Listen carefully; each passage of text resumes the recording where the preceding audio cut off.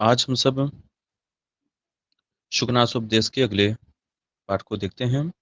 चलिए पहले वाचन करते हैं। अकाल कुसुम प्रसवा इव मनोहरा कृतयोऽपि लोक विनाश हेतवः श्मशानाग्नय इवातिरौद्रभूतयः तैमिरिका इवा दूरदर्शिनः उपसृष्टा इव क्षुद्राधिष्ठित भवनाः श्रूयमाणा अपि पेतपटः इवोद्वेजयन्ति चिन्त्यमाना अपि महापातकाध्यवसाया इवोपद्रवमुपजनयन्ति अनुदिवसमापूर्यमाणाः पापेनेवाध्मातमूर्तयो भवन्ति तदवस्थाश्च व्यसनशतसख्यतामुपगता वल्मीकतृणाग्रावस्थिता जलबिन्दव इव पतितमप्यात्मानं नावगच्छन्ति। अब देखिए यहाँ पर वही राजान की अनुवृत्ति ही हर जगह आ रही, राजाओं के बारे में ही बताया जा रहा है कि राजागण कैसे हो जाते हैं। भाग्यवश जिनको संपत्ति मिल गई, जिनको राज धन मिल गया, वह उनका स्वभाव कैसे हो जाता है, वह कैसे हो जाते हैं, इसके बारे में ही चर्चा चल रही है। इसीलिए देखते हैं हेतवः बहुवचनांत है, सब राजानः का ही विशेषण है। नृपतयः राजानः, भूतयः बहुवचनांत, दूरदर्शिनः बहुवचनांत, भवनाः बहुवचनांत, बोद्वेजयन्ति क्रिया भी बहुवचनांत, पटः श्रूयमाणा अपि प्रेतपटः, उद्वेजयन्ति यहाँ पर क्रिया बहुवचनांत, उपजनयन्ति बहुवचनांत, सब बहुवचनांत अर्थात राजान नृपतयः का विशेषण है। चलिए इसके अर्थ को देखते हैं। वह राजा लोग कैसे हो जाते हैं। अकाल कुसुम प्रसवा इव, बिना काल के ही, बिना समय के ही खिले हुए पुष्प की भांति होते हैं। अब अकाल कुसुम प्रसव कैसा होता है, तो मनोहराकृतयः अपि, मनोहर आकृति वाला होता हुआ भी, जो बिना काल के, बिना समय के ही जो पुष्प खिल गया है, ऐसे जो पुष्प हैं वह मनोहर आकृति होते हुए भी, मनोहर आकृति वाले होते हुए भी लोक विनाश हेतवः, लोक के विनाश के हेतु होते हैं। क्यों होते हैं, क्योंकि कहा गया है द्रुमोषधि विशेषाणाम अकाले कुसुमोद्गमः फल प्रसवयोर्बंध महोत्पातम विधुर्बुधाः। जो बिना काल के ही, अकाले कुसुमोद्गमः, बिना काल के ही यदि पुष्प खिल जाए, पुष्पों का एक समय होता है कि इस समय यह फूल खिलता है, इस समय यह फूल खिलता है, बसंत ऋतु में यह फूल खिलता है, वर्षा ऋतु में यह फूल खिलता है। ठीक, तो जिस समय, जिस काल में, जिस पुष्प का जो समय है उस समय खिले तो अच्छा है। यदि बिना समय के ही, जिस काल में, जिस समय में, जिस पुष्प के खिलने का समय नहीं है, वह यदि अन्य समय में खिल जाता है तो वह क्या होता है, महोत्पातम, महा उत्पात का सूचक होता है। तो वही कह रहे हैं कि पुष्प खिलेगा तो मनोहर आकृति वाला ही होगा, सुंदर आकृति वाला होगा, लेकिन लोक विनाश हेतवः, महा उत्पात का कारक होता है, इसलिए लोक विनाश का हेतु होता है। उसी प्रकार अकाल कुसुम प्रसवाह, यहाँ पर विसर्ग होगा, प्रसवास होगा जसाने से, सकार को भो भगो, सकार को रू होगा, रू को भो भगो पूर्व से यकार आदेश हो गया, और लोप शाकल से वैकल्पिक लोप। तो अकाल कुसुम प्रसवाह इव, बिना काल के ही, बिना समय के ही कुसुम प्रसव की भांति जो राजागण होते हैं, मनोहर आकृति वाले होते हुए भी, उनकी जो आकृति है वह तो सुंदर है, मनोहर है, लेकिन लोक विनाश हेतु, वह लोक का विनाश करने वाले होते हैं। वो जो राजागण होते हैं, ऐसे राजागण वह लोक के विनाश के हेतु होते हैं, जिन्हें भाग्यवश लक्ष्मी प्राप्त हो गई, भाग्यवश राज्य संपत्ति प्राप्त हो गई, ऐसे राजागण। और कैसे होते हैं, यहाँ हर जगह उपमा अलंकार है, यह ध्यान रखना है, पूरे पैराग्राफ में उपमा अलंकार है। एक जगह है जहां पर उत्प्रेक्षा है, उसको हम आगे बताएंगे। चलिए, श्मशानाग्नयः इव अतिरौद्र भूत, यहाँ पर भी भो भोगो पुरुषयों से यकार आदेश और लोपाशाकल से लोप, इसलिए श्मशानाग्नेय हो गया, नहीं तो श्मशानाग्नयः ऐसा होता। तो श्मशानाग्नयः इव अतिरौद्र भूतयः, श्मशान की अग्नि की भांति। श्मशान की अग्नि कैसी होती है, अति रौद्र भूत, यह बहुत अधिक भूति अर्थात भस्म वाली होती है। श्मशान की अग्नि में बहुत अधिक भस्म की मात्रा हो जाती है। और यह कैसे होते हैं, श्मशान आग्नेय इव, श्मशान की अग्नि की भांति, अति रौद्र भूत, यह जो राजागण हैं बहुत अधिक ऐश्वर्य वाले, भूति ही ऐश्वर्यम, भूति अर्थात ऐश्वर्य, बहुत अधिक ऐश्वर्य वाले होते हैं, अधिक मात्रा में ऐश्वर्य से युक्त होते हैं।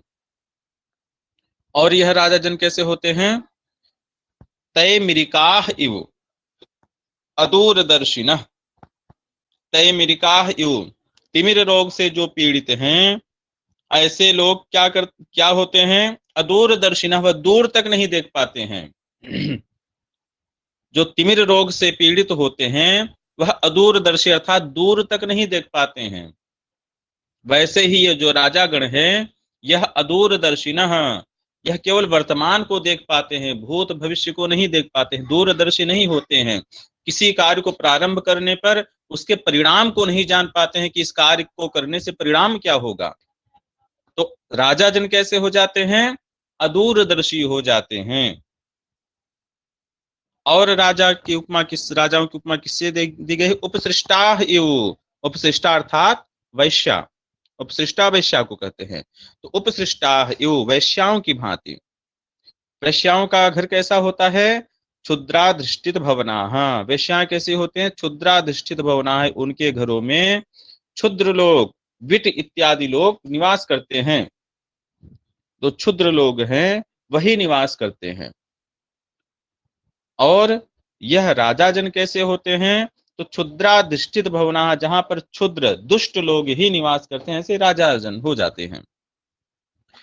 और राजा जन कैसे होते हैं, तो बता रहे हैं, श्रूयमाणाः अपि, सुने जाते हुए भी, प्रेत पटहा इव, प्रेत पटह कहते हैं जब शव व्यक्ति की मृत्यु होती है तो मृत्यु के समय उसके शव के सामने नगाड़े बजाए जाते हैं, वाद्य यंत्र बजाए जाते हैं, कहीं कहीं पर अभी भी परंपरा चल रही है। तो उस समय का जो वाद्य यंत्र है, वाद्य यंत्र सामान्यतः तो प्रसन्नता देता है, लेकिन वह जो प्रेत पटह है, शव के सामने जो बजने वाला वाद्य यंत्र है, वह क्या करता है, उद्वेजयंती, उद्वेग करता है, दुख को उत्पन्न करता है। तो सुने जाते हुए प्रेत पटह की भांति। और यह कैसे होते हैं, यह भी राजा जन क्या होते हैं, उद्वेजयंती, यह भी उद्वेग करते हैं अर्थात दुख देने वाले होते हैं। इसके पश्चात महापातकाध्यवसायाः इव, महापातक के अध्यवसाय की भांति, महापातक ब्रह्म हत्या इत्यादि जो है, सुरापान स्तेय, महापातक के बारे में बताए हैं मनु जी ने कि ब्रह्म हत्या सुरापानम स्तेयम गुरुवंगनागमः महांति पातकान्याहु संसर्गश्चापि तैः सह। पंच महापातक बताए हैं, कौन कौन सा, ब्रह्म हत्या, ब्राह्मणों की हत्या, दूसरा सुरापानम, सुरा का पान, तीसरा स्तेयम, चोरी करना, चौथा गुरुवंगनागमः, गुरु पत्नी के साथ गमन, और पांचवा यह चार जो करने वाले हैं उनका संसर्ग करना, उनके साथ रहना, यह पांचवा महापातक है। ठीक, तो महापातकाध्यवसायाः इव, महापातक करने के विचार के समान, महापातक करने का जो विचार है उसके समान, चिंत्यमानाः अपि, केवल चिंतन करने मात्र से, उपद्रवम उपजनयन्ति, उपद्रव कर देता है, जो महापातक है, महापातक का केवल आप चिंतन करिए। चिंतन करने से ही यह क्या करता है? उपद्रवम उपजनयन्ति, यह उपद्रव करता है। ठीक है, क्या करता है? उपद्रवम उपजनयन्ति, उपद्रव करता है अर्थात अशांत कर देता है, मन में उद्वेग कर देता है, मन को अशांत कर देता है। उसी प्रकार यह जो राजा जन है, इनका चिंतन करने मात्र से उपद्रवम उपजनयन्ति, यह उपद्रव उत्पन्न करते हैं, मन को अशांत कर देते हैं, ऐसा इनका स्वभाव हो जाता है। और राजा जन कैसे होते हैं? अनुदिवसम आपूर्यमाणाः पापेन इव आत्मात मूर्तयः भवन्ति। यहाँ पर क्या है? यहाँ पर उपमा अलंकार नहीं होकर के क्रियोत्प्रेक्षा अलंकार, उत्प्रेक्षा अलंकार। ठीक, मानो आत्मात मूर्तयः भवन्ति, मोटे हो जाते हैं, मूर्ति उनकी आत्मात अर्थात फूली हुई हो जाती है। ठीक है, कैसे? अनुदिवसम आपूर्यमाणाः, अन दिवस मतलब प्रतिदिन भरा जा रहा है, आपूरित किया जा रहा है। क्या? पापेन, पाप के द्वारा। पाप अनुदिवस मतलब प्रतिदिन निरंतर पूरित किया जा रहा है, उसके कारण आधमात मूर्तयः भवन्ति, फूली हुई देह वाले हो जाते हैं, मानो स्फीत देह हो जाते हैं, फूले हुए शरीर वाले हो जाते हैं। और कैसे हो जाते हैं राजा जन? तदवस्थाश्च, उनकी अवस्था कैसी होती है? व्यसन शत सख्यताम उपगताः, व्यसन शत सख्यताम उपगताः, सैकड़ों जो व्यसन हैं, सैकड़ों जो व्यसन हैं, जो दुश्चरित्रता है, दुर्व्यसन है, उनकी सख्यता को प्राप्त हो जाते हैं। अर्थात जो व्यसन है, तदवस्थाश्च, उनकी अवस्था कैसी होती है? व्यसन शत सख्यताम उपगताः, उनकी जो अवस्था होती है वह व्यसन, सैकड़ों व्यसनों की सख्यता को प्राप्त हो जाता है। अर्थात सैकड़ों जो व्यसन हैं वह उनके सखे हो जाते हैं, अर्थात हमेशा व्यसन उनके साथ ही रहते हैं। और वल्मीक तृणाग्रावस्थिताः जल बिंदवः इव, उनकी स्थिति कैसी होती है? जल बिंदु के समान होती है। कैसे जल बिंदु के समान? वल्मीक तृणाग्रावस्थिताः, बल्मीक बांबी, कुछ जंतु होते हैं जो कि मिट्टी को खोद करके उसकी एक बांबी बना देते हैं। जैसे गांवों में सांपों के रहने की एक बांबी होती है, मिट्टी ऊपर उठी होती है। कभी आप देखिए, अगर गांव में देखे हो तो ठीक है, नहीं तो फिर सर्च करके देख सकते हैं। जो सर्प की बांबी होती है, वह बांबी मिट्टी ऊपर तक फूली हुई होती है, और उस पर वाल्मीकि के ऊपर उगा हुआ जो तृण, तिनका, उस तिनके के अग्रभाग पर अवस्थित मतलब स्थित, वाल्मीकि बांबी के ऊपर जो उगा हुआ तिनका, उस तिनके के अग्रभाग पर अवस्थित जो जल की बिंदु, उस जल की बिंदुओं की भांति, जल की बिंदु कैसे होते हैं वहां पर स्थित? पतितम अपि आत्मानम नावगच्छन्ति, वहां से अगर गिरते हैं जल के बिंदु तो कहाँ जाते हैं? जल की उस बांबी पर गिरने पर उस जल की बिंदु की कोई स्थिति नहीं होती है, क्योंकि वह जल की जो बांबी होती है मिट्टी के, तुरंत उसको सोख लेती है, तो उनकी स्थिति नहीं रह जाती है, उनका कोई अस्तित्व नहीं बचता है।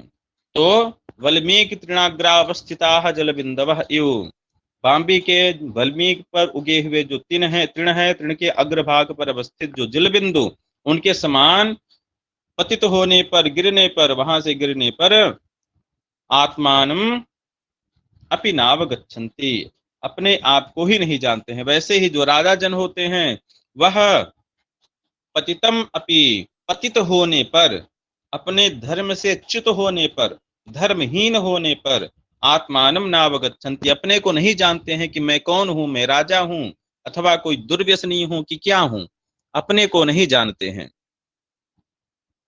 ठीक है, यहाँ पर तदवस्थाश्च इत्यादि जगह पर उपमालंकार है। इस पूरे पैराग्राफ में उपमालंकार है, बस केवल अनुदिवसमापूर्यमाणाः पापेनेवाधमात् मूर्तियः भवन्ति। यहाँ पर उत्प्रेक्षा अलंकार है, यहाँ छोड़ करके पूरे वाक्य में, पूरे पैराग्राफ में यहाँ पर उपमा अलंकार है।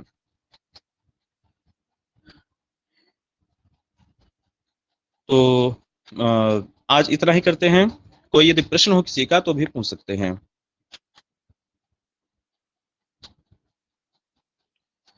चलिए ठीक है, बहुत अच्छा। तो आज की कक्षा यहीं पूर्ण करते हैं। सर्वेभ्यो नमो नमः, धन्यवादाः।